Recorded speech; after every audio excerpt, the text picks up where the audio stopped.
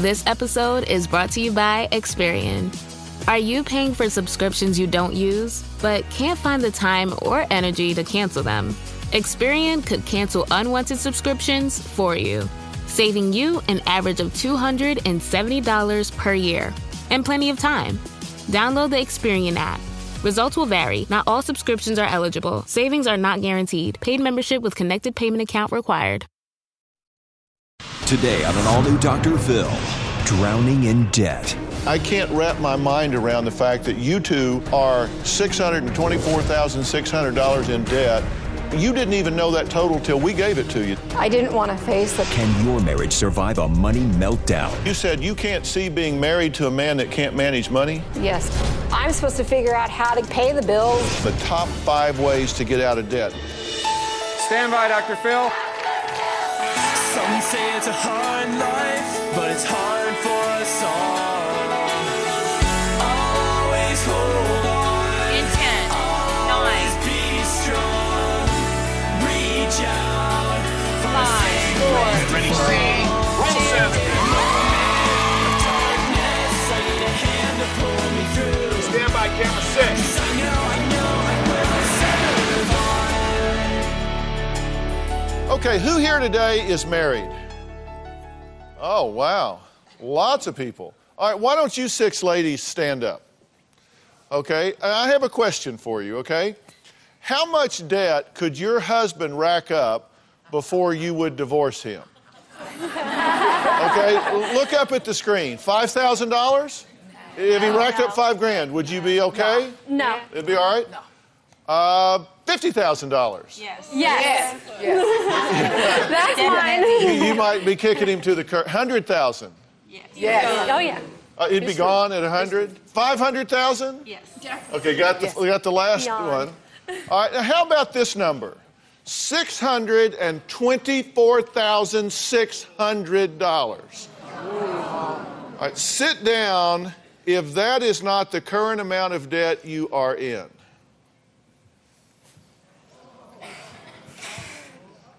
That's your debt. How do you feel about that? Not good. Overwhelmed? Overwhelmed. Scared. Don't know what to do. Have no clue. And you say your husband is responsible for most of that number. For most of it, yeah, I think he is. Okay. Well, we're going to talk to both of you in a minute, okay? All right, have a seat. Now, whether your debt is $624,000 or it's $624, listen to this show today. Now, I know there are millions of you out there who are worried and overwhelmed about how you're going to pay even your mortgage this month, let alone your other bills. Well, let me tell you, there is a mindset, there is a strategy for dealing with these tough times. That's what I'm going to talk about today. So really, I want you to dial in and listen to this. I want to give you a plan that can help you get the best possible solution in what is clearly a bad economic situation. Now today, I'm talking to Pam and Chris, who admit they're in a financial disaster after 10 years of marriage. Chris is sleeping on the couch. Pam is ready to walk out the door.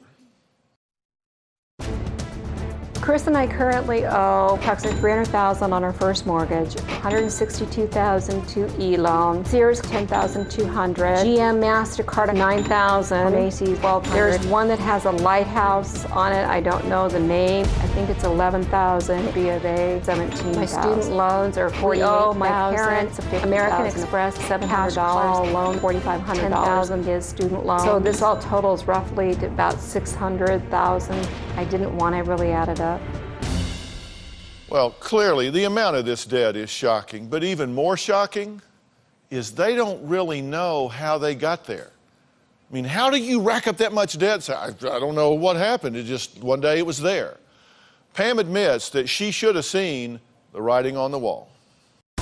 When Chris and I first got married, my credit card debt was $3,000, and I only had an $80,000 mortgage.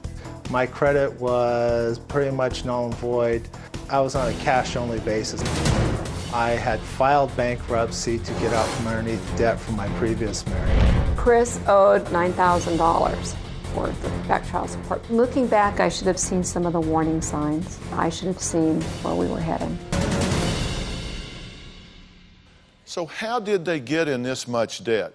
Now, clearly, we got a blame game going on here, and Pam says that 75% of this debt is her husband's responsibility. It's his fault. It's very, very easy to point a finger at somebody else. I think Chris is responsible for about 75% of the debt. I consider the debt 50% hers, 50% mine. Most of the debt we have is from Chris's daughter coming to live with us, for all of the gadgets he buys, projects he wants to start, projects he never finishes. I'm being sued because of Chris's carelessness with money. He has no clue about money management at all. I can't see any light at the end of the tunnel. Well, these two can point fingers all they want, but that's not going to get them out of debt, obviously, and it's not going to get their marriage back on track. Now, Pam says it just may be too late for a bailout because their marriage is really on the brink. I'm on the brink of divorce because I can't stand being married to the man who doesn't know how to not spend money. I do not want a divorce. My life is just going to hell really fast. I consider Pam to being withdrawn, vindictive, very negative. My wife and I fight daily. I don't trust him anymore. My trust has gone to the toilet. I feel like a second-class citizen.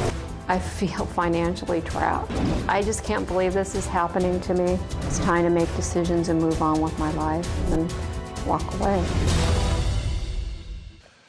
Okay, now, first off, we have to acknowledge there's multiple issues here, right? One are the financial issues. Yeah, that's correct. I mean, that's a really big deal, and in fact, it's the number one reason that people give for relationships failing. So that's one issue. Then the other issue is maybe it's directly from this or other things, but this marriage is not working, right? No, it's not working. How much of it do you attribute to the financial pressure and crisis that you're in? I would say probably 75% of it. I don't.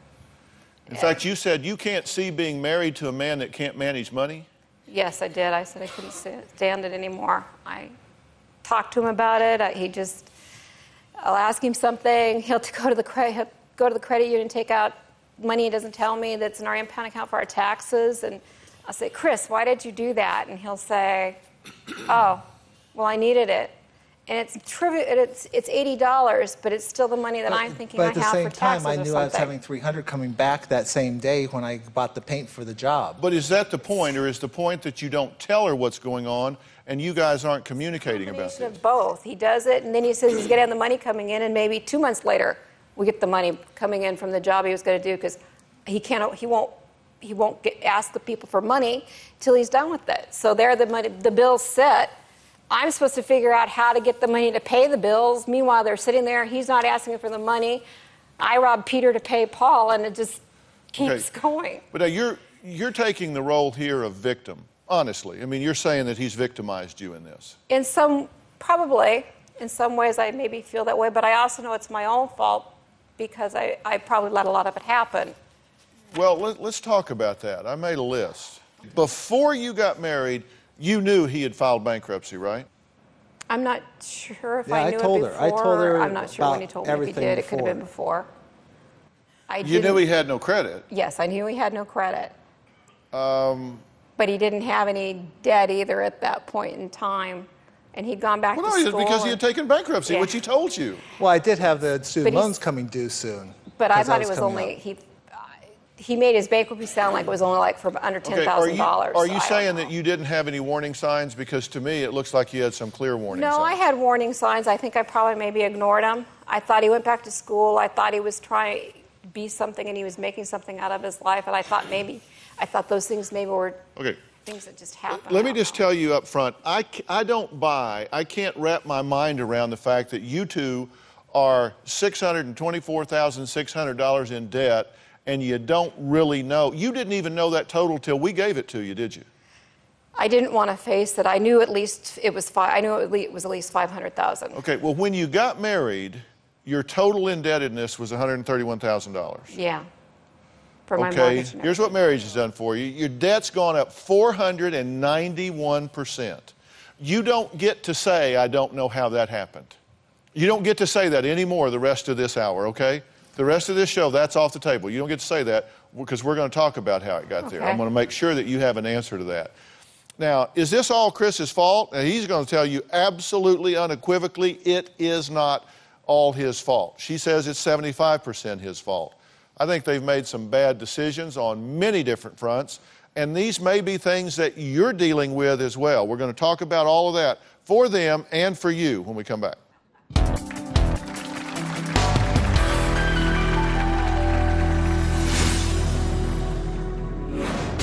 This is the barbecue that Chris started, the hall closet, the heating and air conditioning unit. This is the car that he was supposed to fix. I can spend money very easily.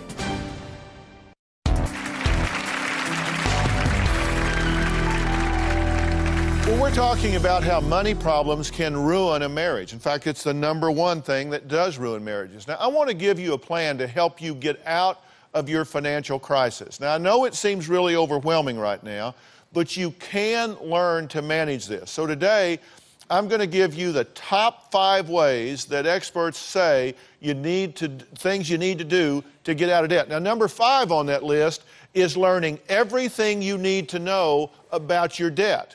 That means you need to understand the fine print. You need to be clear on important things like interest rates and fees. Now, you can go to drphil.com and you're going to have more on this step. Now, Pam and Chris are very clear about the exact amount of their debt because we've added it up and given it to them. It's $624,600. But what they can't agree on is how they got there. Across this great country, from coast to coast, you've told me about the crossroads we're facing. That's exactly why I wrote, We've Got Issues, How You Can Stand Strong for America's Soul and Sanity. This book isn't just a conversation starter. It's a roadmap for standing strong in the face of adversity, for embracing our core values when they're needed most. We're talking about real strategies for real people dealing with real issues, from navigating the complexities of today's polarized world to fortifying our families. And I set forth in the book 10 principles that I think are critical for a healthy society. This is not about politics. I'm not a politician, don't want to be a politician, don't know enough about politics to talk about it. But I talk about every angle of life as we know it, from family and relationships to the burning issues that are shaping our world today. We've got issues. How you can stand strong for America's soul and sanity. And you'll find it anywhere books are sold. It's about time we start addressing what truly matters. On Oops, the podcast, join me, comedian Giulio Gallerati, as I examine everyday life, the mistakes, the bad decisions, the goals, the jokes, the social engagements, and all things in between. I'm joined every week by producer and personal confidant Ryan Lynch, various other comedians for witty, candid, and intoxicating conversation. Our listeners love Oops for its sophisticated banter, aka your mom could listen, and many feel like they're in the room with us chopping it up with old pals. You can find every episode of this show on Apple Podcasts, Spotify, or YouTube. Our current financial situation is dire. I manage the money in the household. About 2 years ago, while I was in the hospital, Chris made our financial situation much worse. Chris spent $60,000 to $100,000 on God knows what. And he has the nerve to blame me for our debt getting out of control.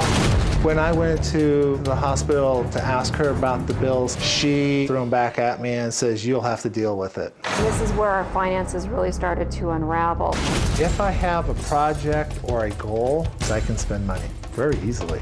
This is the barbecue that Chris started, the hall closet, the heating and air conditioning unit, my parents' motorhome. This is the car that he was supposed to fix. The way Chris is about finishing projects just frustrates the living hell out of me.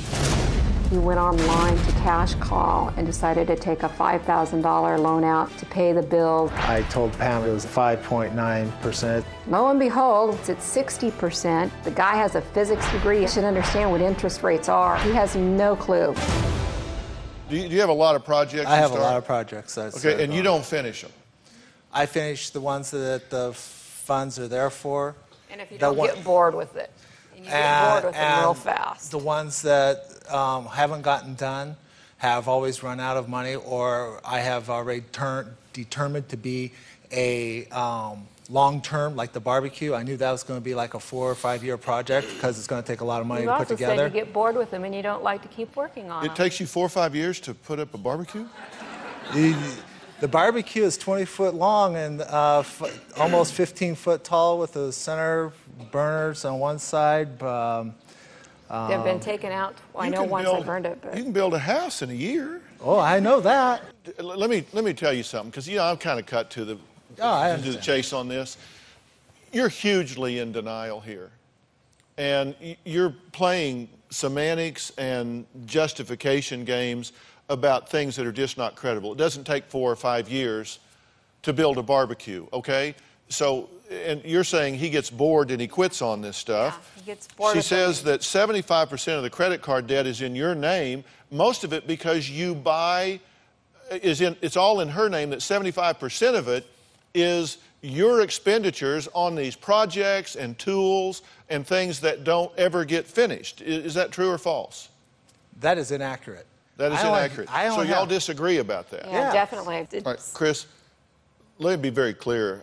I've assessed this situation for days. I've read everything we've asked you guys. And in my opinion, this is certainly not all your fault. It is certainly not all your fault. I'm going to talk about that. But if you don't acknowledge some of these things, you're getting ready to get a divorce. I know that. I don't think you do. Because if you do, you wouldn't be a right fighter. You wouldn't be in here trying to justify things that aren't justifiable. Look, we are in tough economic times right now. And you guys have collectively created some problems. But if one of you is either delusional or one of you is just simply not owning up to the situation. And the reason that's important is you can't fix what you don't acknowledge. Now, you say, and I'm reading this as a quote, 75% of the credit card debt in your name is Chris's fault, not responsibility, fault, for spending too much on projects and tools. $17,000 on Visa card, $11,000 on a second credit card, $10,200 on a Sears card, $10,000 on your student loan, $9,000 on General Motors credit card, $1,200 on Macy's, and you two have refinanced your home. Yes. To the tune of $121,000. You got an e-loan home equity line for $168,000. But we refinanced to get rid of the equity line of credit once to a $300,000 mortgage. Oh, that's my next line. I'm getting there.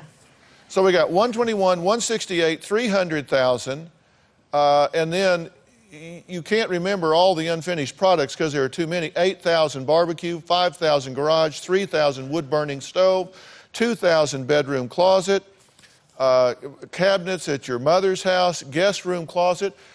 You've got so much debt here. Why do you care what's in the guest room closet? You can't afford to have any guests. I just wanted it back to being a closet. Everything was piled out in the room. I got sick of looking at it. So this isn't all Chris. Back looking at it.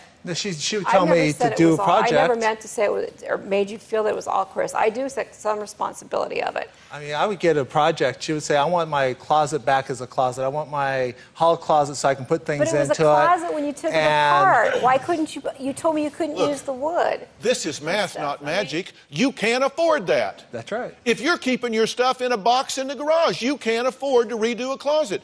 You don't own your home anymore. The bank owns your home. That's right. Now, we've calculated how long it's going to take you to pay this debt off. And I'm going to tell you that when we come back. Pam's not just playing the blame game with Chris. She's also pointing fingers at his 20-year-old daughter who lives with them. I'm sure that's generating some rent income. We'll discuss that when we come back.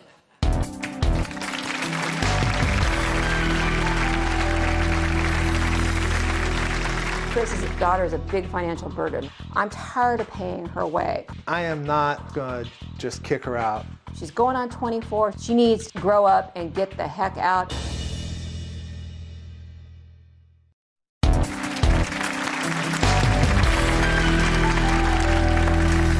Well, today I'm talking about what to do if you're one of the millions of Americans that are in serious financial trouble. I mean, you're worried, are you going to be able to pay for your house, cars, Food. What about the kids? Holidays. I mean, all of these things are so much pressure on people right now. And if the fear and stress over money problems seems overwhelming, I want you to know that there are ways to manage this, but you've got to understand this is math. It doesn't matter what you think you deserve. It doesn't matter what you think you should have. And you have to start redefining some terms. You just have to take the word fixed out of your vocabulary. You can't think of your income as fixed. You can't think of your expenses as fixed. We've been counting down the top 5 ways that you have to use to manage your debt. Number 4 is honor all of your debt as equal. It's never okay to not pay something. If you want a bill to go away, you need to pay it, plain and simple. They just don't go away. You can go to drphil.com for more information about this step as well. I'm talking to Pam and Chris. They are on the brink of divorce because they are over $600,000 in the hole. Pam says that a major thing that's contributing to their financial mess is what she calls Chris's freeloading adult daughter, who she says Chris refuses to kick out of the house. My wife believes all our financial problems are due to my daughter living in this house. Chris's daughter is a big financial burden on us. 5 years ago, Chris's daughter moved in with us, and we spent about $75,000 on her medical expenses. My daughter has become an excuse for the problem. It really ticks me off. The crux of the problem is his daughter living with us for free. Chris refuses to charge her rent. We bought her furniture, bought her clothes, painted the bedroom, get her hair done, got her nails done. I am not going to just kick her out. I'm tired of paying her way. She's going on 24. She needs to grow up and get the heck out. Okay, why isn't she paying rent? Because I haven't asked her to. Because she only has a part-time. you told me that you didn't have to pay rent when you lived at home with your parents at that age, and she didn't have to pay rent, is what you told me. That's true, I did say that. Y'all could make money as ventriloquists because I thought I asked you a question and you threw your voice and it sounded like Pam was answering. There are some talents here. That's a trick. Listen, you can't afford for your daughter, you can't afford to be living there yourself. Listen, I told you, I want to deal with the financial issues here first, then I want to talk about the relationship issues. Okay, because listen, you guys are teaching tools, right? I mean, I'm here to help you. I'm going to bring you resources to do that. But everybody at home's going to school on this. And here's the deal. When you get in financial trouble, you have to deal with reality. You have to deal with reality. This stuff you're saying, I didn't know what he was doing, I didn't know this, I didn't know that. You're out doing these refinances of your home. Biggest mistake you can make. We'll talk about that in a minute. But you've got to deal with reality. You have a justification for everything. I can ask you a yes or no question. I can ask you, tell me the temperature. You're going to give me an essay answer, aren't you? Pretty close. I bet you were good on essay tests. No, I don't write well. Yeah, well, you don't talk well either. You make a lot of noise, but you don't make a lot of sense. I'm serious here, and this is about reality. We did a simple calculation. If you got average interest rate, which you can't get because your credit is so bad, do you have any idea how long it would take to pay this debt off? Look over your left shoulder. Probably 75 years, 100 years. 83-year minimum. How old are y'all? Too old, 55. Yeah, so do the math. You'll pay this off at about 135. So you can't get there from here. You just can't get there from here. So you've got to start making some realistic decisions. I have some reinforcements here. Amelia Warren Tiagi is a personal financial expert and author of All Your Worth, the Ultimate Lifetime Money Plan. Now, she's here today. She's been here before. Amelia, thanks for being here. Good to be here, Dr. Phil. Could they have made bigger mistakes? Wow, I can't think of any. You know, you guys need to prepare yourselves. I hate to tell you this, but I think the first move you may need to make is to call the bank and see if you can give that house back. You don't own that house anymore. You're $150,000 underwater. And right now, the smartest move is to walk away and find an apartment you can actually afford. Because they've refinanced this house to where they're upside down in it, right? They just can't, and there's no way that they're going to get that paid off. They're going to get out of that. And that's the worst kind of debt you can take on. Look, all debt is bad debt. There's no such thing as good debt. But you put that debt on your house. You put your house on the roulette wheel, gambling you can make every payment every month. Okay, now let me make sure you understand what we're saying here. When you have your house, you have a homestead exemption here, and if you have trouble, financial trouble, you have to go bankrupt, you have people coming after you, they can't take your house unless you refinance it. And if you've refinanced your home, you've taken a home equity loan, you've now collateralized these other loans with what was protected, and it's no longer protected. And that's what you mean when you say you're putting it on the roulette wheel. It's no longer exempt. They can come and get your house. Now, Pam says a divorce might be her only option, especially because of the inheritance she's going to receive. We're going to talk about whether that's going to go down the rat hole when we come back.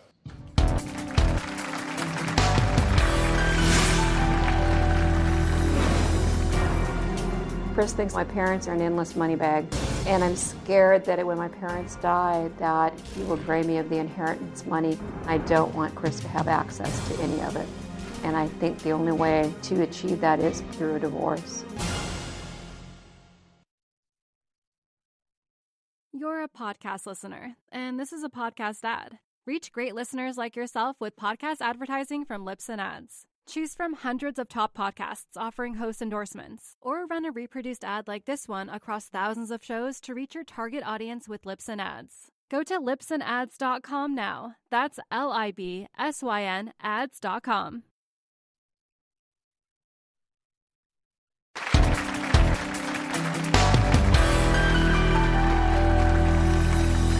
Today we're talking about how stress and fighting over a financial crisis can just tear your relationship apart. Now, if you're worried about money and overwhelmed by the stress, there are things that you need to do. You need to change the way you think if you're ever going to get out of financial trouble. Now, we've been counting down the top 5 ways to get out of debt. Number 3 is obvious. You have to make larger payments on the debt with the highest interest, because you wind up with the kind of projections that we were talking about before with an 83-year payout.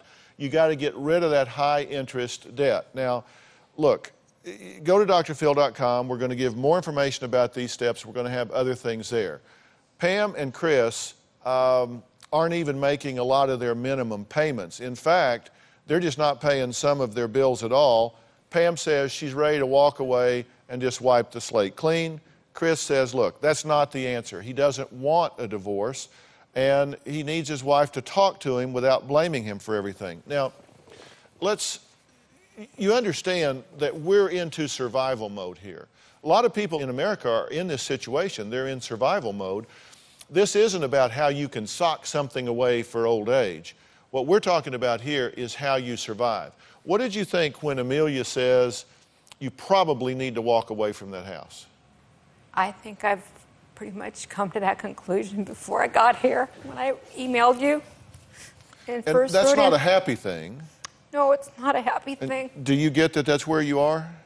I understand that's where we are. It's not what my goal was. It wasn't the goal at all, and I don't want to lose the house because I don't, even though my name's on it, I don't consider it mine. Okay, but this is, what we said is we're not going to be in denial. Right. This is like you've fallen off the back of the boat, you have an anvil tied around your neck, and you have to swim to shore.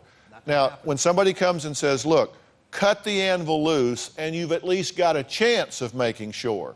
But right now, this house is like an anvil around your neck. You are upside down in it, and there are so many people in America that got into these homes with subprime mortgage and one thing and another, and there's just no way to get out of them. True? Yeah, it's true. This problem is happening. We've got millions of people out there losing their homes, and, not all of them made the kind of mistakes you all made, but it's happening everywhere. Are they candidates for bankruptcy, in your opinion? For you folks, I would say walk away from that house and try and pay off your debt. I don't think we need to file for bankruptcy right this minute, but I would still get on the phone with a good attorney just in case it comes to that. Okay, why not? Why not file bankruptcy when there's $624,600 in debt? Well, I tell you why, and there's 2 reasons. The first is bankruptcy ain't going to help with your student loans. You're looking at, $75,000 between the 2 of you in student loans. Those are following you anyway. And now we've got $450,000 on that house. And if you're going to give the house back, hopefully you can work it out with the banks, and that's going to be some negotiation that they'll take a short sale on that house and you can walk away. There's 6 vacant houses out where we're at right now. The bank doesn't want the house, right? I mean, they don't want the house, they want the money. They want the money, but they also get the dry lemon principle. There's folks walking away from houses all across. You may need to file from bankruptcy, though, to get them to take that house back. Let's be realistic here. You do anticipate an inheritance coming down the pike, right? Of some sort from my parents, yes. Right. I don't know how much exactly. But if you get that inheritance before you get bankruptcy protection or before you get yourself out of debt, it's gone, true? Wouldn't that be sucked in as an asset to the estate for bankruptcy? Yes, it would, Dr. Phil. Yes, it would. And any creditor can come and tap your bank account. You know, you said you're getting sued. They're going to go after whatever's in your bank account and take it out. That scares me to death. Because I don't have, everything I had went in my house when I only owed $80,000. I put $75,000 cash in it to have it built out of money I had previously. So I'm willing to walk away from it as much as it hurts, and I know I need to, and it's scary. Okay. But the good news is you two have a great income, right? I mean, we have something to work with here, whereas a lot of people are in these positions and they just don't have income to fall back on. At least, we have a cash flow here. Yeah, but my income is limited.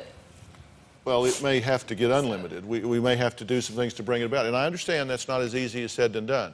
Now, Pam and Chris's money troubles are really just the beginning. She says she's just not attracted to her husband anymore. Chris says it's been 4 years since Pam has attempted to be intimate with him. We'll talk about that when we come back.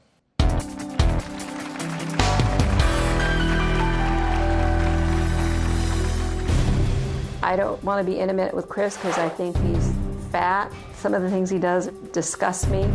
Pam has compared my advances towards her as rape. I don't want to sleep with him.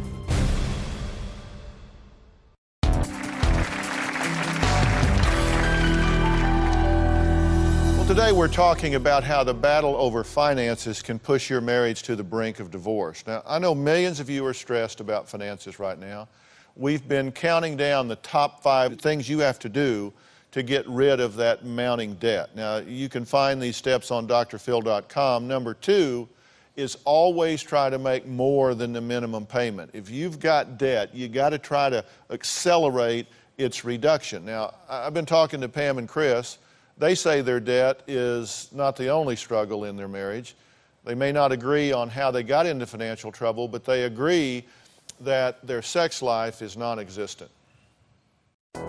Right now, I really don't find Chris sexually appealing at all. Pam hasn't initiated any type of advances towards me in 5 years. I don't want to be intimate with Chris because I think he's fat, selfish, clueless. Some of the things he does disgust me, and I don't want to sleep with him. Pam has compared my advances towards her as rape. I've just been sleeping on the couch. It's really hard to be loving and affectionate to someone who has created all these problems and really takes no accountability for anything. I don't know if I love him or not. Tell me why you think she's having a problem with you in this regard. I consider some of the issues that are, I have gained probably 80 pounds since we were married. She's an excellent cook. I have... I don't cook much anymore. No. Some of the other things that I don't know why, because our communications don't exist. Okay. Do you not know why, or do you not want to think about why? I don't. Do you think she respects you? No. Do you think she trusts you? No. Do you think she relies on you as somebody that's going to be there for her mentally, emotionally, physically, financially, in any way? At this time, probably no. Do you think this has become a parent-child relationship? I consider it feels like I am a child in the house. I'm being told what to do, how to do it. So how am I doing? You're doing okay. Wouldn't have thought about the parent-child. Oh my God, you talk about him like he's 5 years old. Well, he doesn't want to make any decisions. It's always, you figure it out. You know money. You know how to do this. You don't know. I don't know how to talk to a creditor. I don't know how to address problems. Well, you got to do something. Okay. And so you do all this, right? So I do as much as I can. And isn't that a parent-child relationship? I guess we have to shepherd him along. He doesn't know how to talk to people about bills. He doesn't know how to read the fine print to know the difference between 5.9% and 60% interest. I've tried to help him out, but if I help him, then it's just it gets to be dumped on me to do all the time. I have not found a way to get him started or help him where he'll take it over and keep on going with it.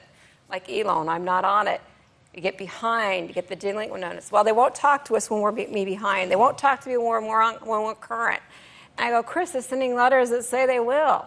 And when I call them, they say, oh, you're behind until you're current, we won't make any refinance. Don't understand that. I just don't understand it. They won't talk to me because I'm not on it. Do y'all notice that you both talk at the same time a lot? No, seriously, do you notice that? Yes. Because you say we don't communicate. You can't talk and listen at the same time. And you both talk at the same time an inordinate percentage of the time.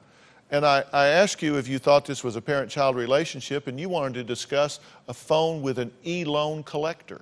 Only because of the fact that trying to get him to make phone calls to do things, which is a parent-child, I guess, relationship. So that would be a yes. So it would be a yes. Okay, let's take a break. I got a yes. So where do Pam and Chris go from here? I mean, is Pam going to file for divorce? Are they going to try to work it out? I don't know. I don't know. We'll be right back. Well, today we're talking about how stress and fear over finances can impact a marriage. And that's so important right now because a lot of you out there are dealing with this. I get that. If you're worried about money right now, we've been talking about ways that you can work to manage this. We're counting down the top 5 things you can do to manage that debt. Number 1 right now, which is cut up all of your credit cards. You can't spend money you don't have. You can't borrow your way out of debt. It just doesn't work. You're going to find, if you go to drphil.com, I got 5 more things you need to do to manage this debt. Now, okay, look, right now you're in serious financial trouble. You're going to have to make some really hard-edged decisions to get out of it. I think Amelia is exactly right. I think this house is like an anvil around your neck when you're swimming ashore. You'll never get it paid off. You'll never get out. You don't make enough money. You don't have enough discretionary income to start reducing the amount of money you're upside down. So, I mean, if you stay there, if they stay there, they are headed for bankruptcy, right? Oh, absolutely. Okay, and if you get rid of the house, then maybe you're not. But if you stay there, you're insolvent. There's no way. You don't own the house anyway. No, we don't. You quit owning that house when you took out $300,000 worth of loans against it, which were more than it's worth, and the people that loaned it to you forgot. What are they thinking? They're not going to get their money back. You're not going to get to keep your house. This is a lose-lose for everybody. That's the reality here. You are somehow or another, you've got this kind of attitude that if I don't think about this, it just isn't there. But the point is, this woman's going to divorce you if you don't man up and get involved in working through these things. You've got to come up with a plan that the two of you will stick to. And I think right now, when I do lose the house, I don't know that I wouldn't file for divorce. Okay. Is that where you are? Because that's the last straw. I just don't. The trust isn't there, and I'm afraid to stay any farther. I just want to get my stuff squared around and get myself squared around. And that's what you want to do? That's what I want to do. And how do you feel about that? I would consider a divorce a failure, and failure is not an option in this. I don't see divorce solving the problem financially or anything. I can understand the trust issues. I can understand why she would want a divorce because of the house, losing the house, and it was one that she acquired from previous monies that she had. But how's that going to fix tomorrow? She's not divorcing about the financial situation. She's divorcing because you have been unplugged and you've not been a partner with this, and she feels alone. And she's saying, if I'm going to lose everything, why am I going to keep dragging him? Right? That's basically the way I feel, right? I'm going to lose it all. Why do I keep dragging him? That's where she is. And your job is to show her that you want to plug in and partner through this situation to land on your feet again. That's your job. What you're going to have to do that, or she's going to wind up divorcing you. And I'm trying to give you a wake-up call to say she needs to understand you bring something to this for her, mentally, emotionally, physically, spiritually, financially, management-wise, all of that. You've got to plug in here. You can't just keep explaining everything away. You've got to plug in, and you've got to convince her.